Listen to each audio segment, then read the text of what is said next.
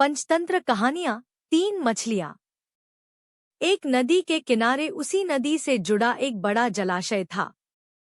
जलाशय में पानी गहरा होता है, इसलिए उसमें काई तथा मछलियों का प्रिय भोजन जलीय सूक्ष्म पौधे उगते हैं। ऐसे स्थान मछलियों को बहुत रास आते हैं। उस जलाशय में भी नदी से बहुत सी मछलियां आकर रहती थी। अंडे देने के लिए तो सभी मछलियां उस जलाशय में आती थी। वह जलाशय लंबी घास व झाड़ियों द्वारा घिरा होने के कारण आसानी से नजर नहीं आता था। उसी में 3 मछलियों का झुंड रहता था। उनके स्वभाव भिन्न थे। अन्ना संकट आने के लक्षण मिलते ही संकट टालने का उपाय करने में विश्वास रखती थी। प्रत्यु कहती थी कि संकट आने पर ही उससे बचने का यत्न करो। यद्दी का सोचना था कि संकट को टालने या उससे बचने की बात बेकार है, करने कराने से कुछ नहीं होता, जो किस्मत में लिखा है वह होकर रहेगा। एक दिन शाम को मछुआरे नदी में मछलियां पकड़कर घर जा रहे थे। बहुत कम मछलियां उनके जालों में फंसी थी, अतः उनके चेहरे उदास थे। तभी उन्हें झाड़ियों के ऊपर मछलीखोर पक्षियों का झुंड जाता दिखाई दिया। सबकी चोंच में मछलियां दबी थी। वे चौंके।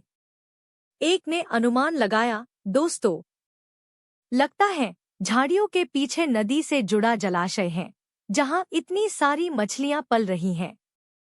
मछुआरे पुलकित होकर झाड़ियों में से होकर जलाशय के तट पर आ निकले और ललचाई नजर से मछलियों को देखने लगे।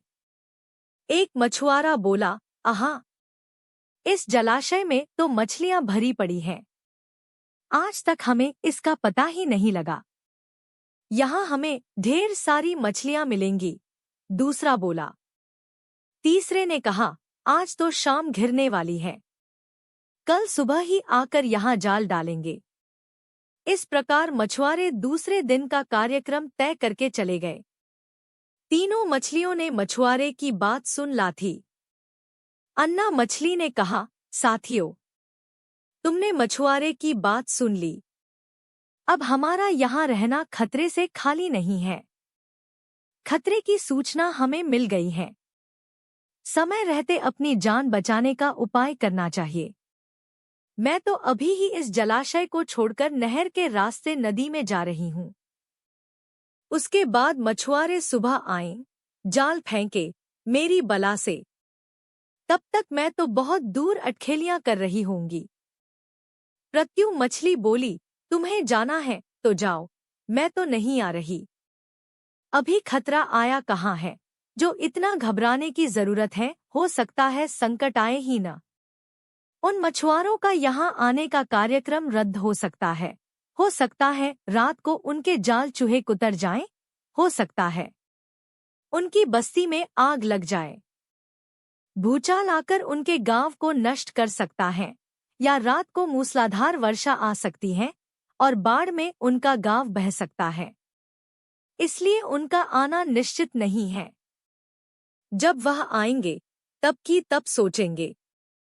हो सकता है मैं उनके जाल में ही न फंसूं। यद्दी ने अपनी भाग्यवादी बात कही, भागने से कुछ नहीं होने का। मछुआरों को आना है तो वह आएंगे। हमें जाल में फंसना है तो हम फंसेंगे। किस्मत में मरना ही लिखा है तो क्या किया जा सकता है। इस प्रकार अन्ना तो उसी समय वहां से चली गई। प्रत्यु और यद्दी जलाशय में ही रही। भोर हुई तो मछुआरे अपने जाल को लेकर आए और लगे जलाशय में जाल फेंकने और मछलियां पकड़ने।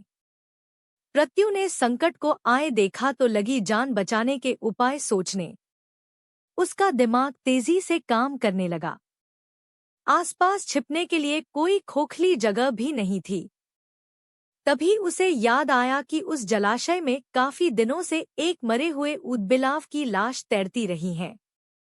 वह उसके बचाव के काम आ सकती है।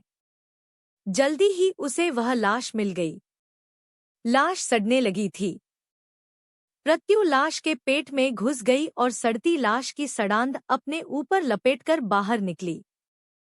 कुछ ही देर में मछुआरे के जाल में प्रत्यु फंस गई। मछुआरे ने अपना जाल खींचा और मछलियों को किनारे पर जाल से उलट दिया। बाकी मछलियां तो तड़पने लगी, परंतु प्रत्यु दम साधकर मरी हुई मछली की तरह पड़ी रही। मछुआरे को सड़ांध का भभका लगा तो मछलियों को देखने लगा।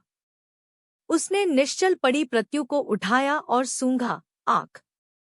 यह तो कई दिनों की मरी मछली है, सड़ चुकी है।